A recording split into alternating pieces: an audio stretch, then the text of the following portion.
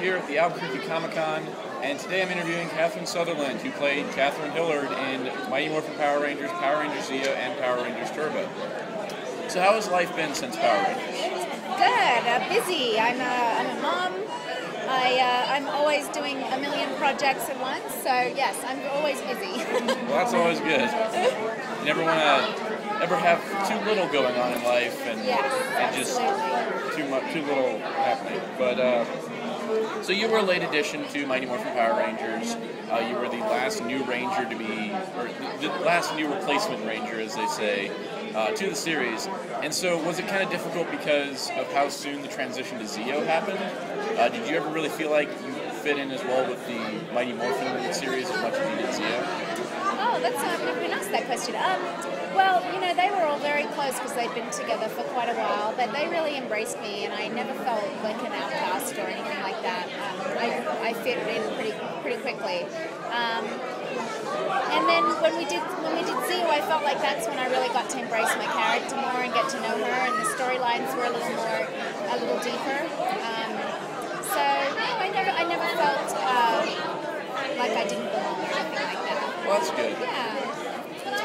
So you worked on both Mighty Morphin, or you didn't work on Mighty Morphin Power Rangers movie, but you auditioned for it, didn't you? I auditioned for the part of Dulcia, actually. That's what we've been hearing for years. Yes. And so, was there like any specific reason they ever gave you for not casting you as Dulcia? No, I think Gabriella was fantastic as Dulcia. I was probably too young.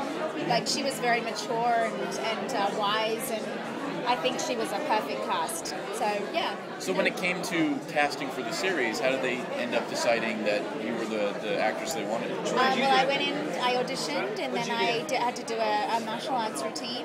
And then my final audition, I had to meet with the producers. It was down to about 7 of us at that point. And then I got the call. It was probably like a month later that I'd gotten it. So I'm not sure. I've never really asked them why they chose me specifically, other than I think I was just very different from Amy Jo. She's so tiny. She's so petite.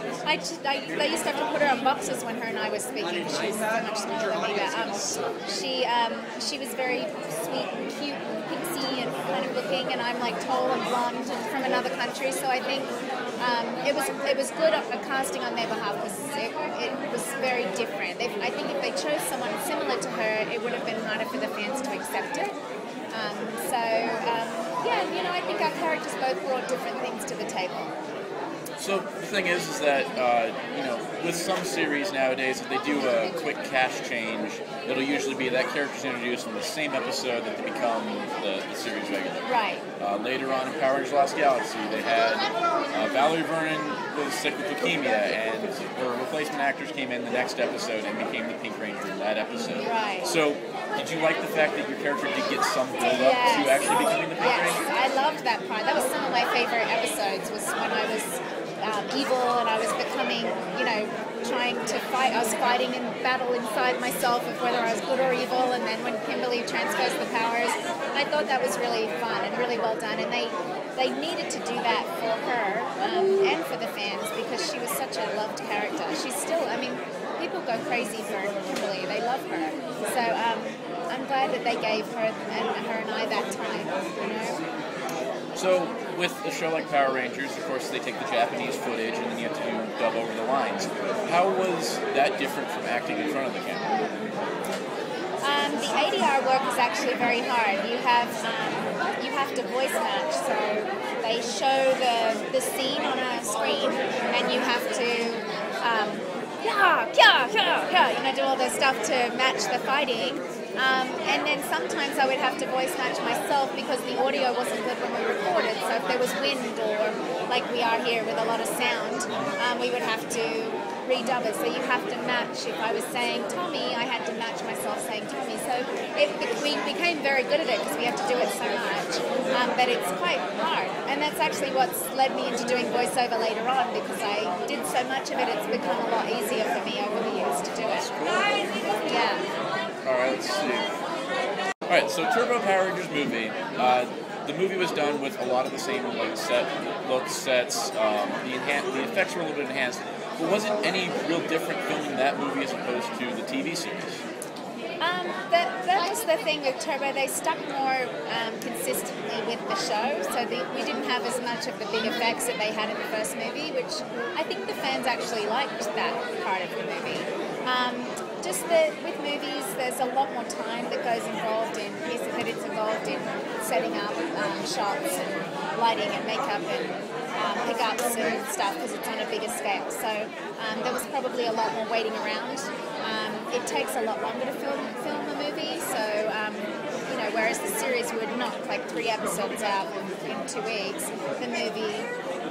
the whole movie took a lot longer than that. So it's a very different experience. So being a part of 3 different series, you had to learn the morphing sequences. Yeah. And I heard about this during the panel, how you're having sometimes the morphing sequence is a little complicated. Yes.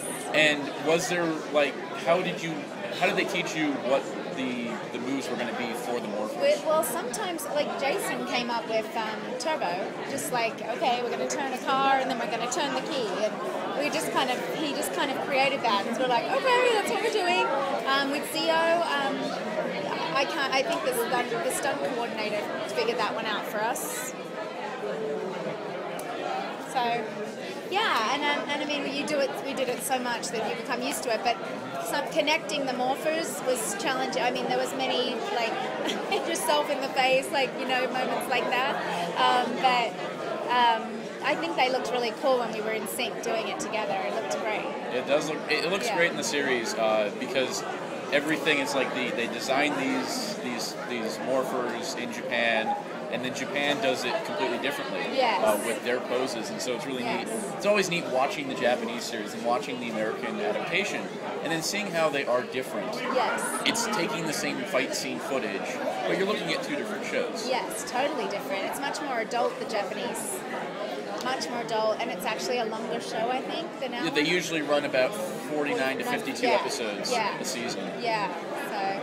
And I've only seen parts of the Japanese episodes. I haven't seen a whole episode, but I know it's still going, so it's still popular. It's still doing good.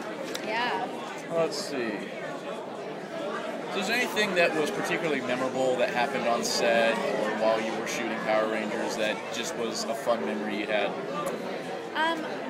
Like I said in the panel, I always really was very moved by the Make-A-Wish and Starlight Foundation children visiting the set.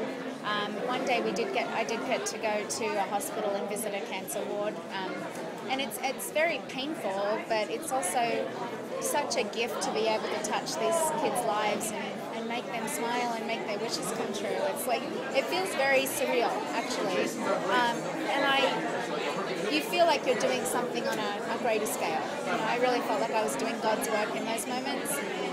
So that to me is what always drew me to acting, was that I affect people on a big scale like that. So I miss that part of it. So, you've obviously come to a few conventions. How do you like the fandom so far? What is your general impression of the Power Rangers fans? Well, they're incredibly committed and devoted to the show, which is amazing after 20 years that they're still so into the show. I remember the first convention I did being really shocked and surprised that people remembered me or knew the show even. I'm like, really? This is crazy. We had lines and stuff. So I think I'm just humbled and surprised by that. I find all the fans to be very sweet. They're always very gracious to us, very kind.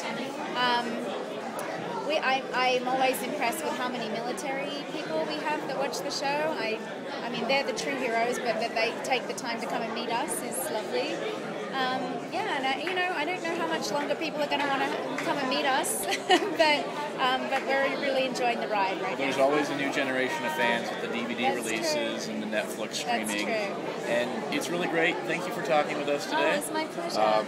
Would you like to promote anything of yours, your Facebook page? If I have anything coming up, I always post it on my Facebook page, which is Catherine Sutherland Official.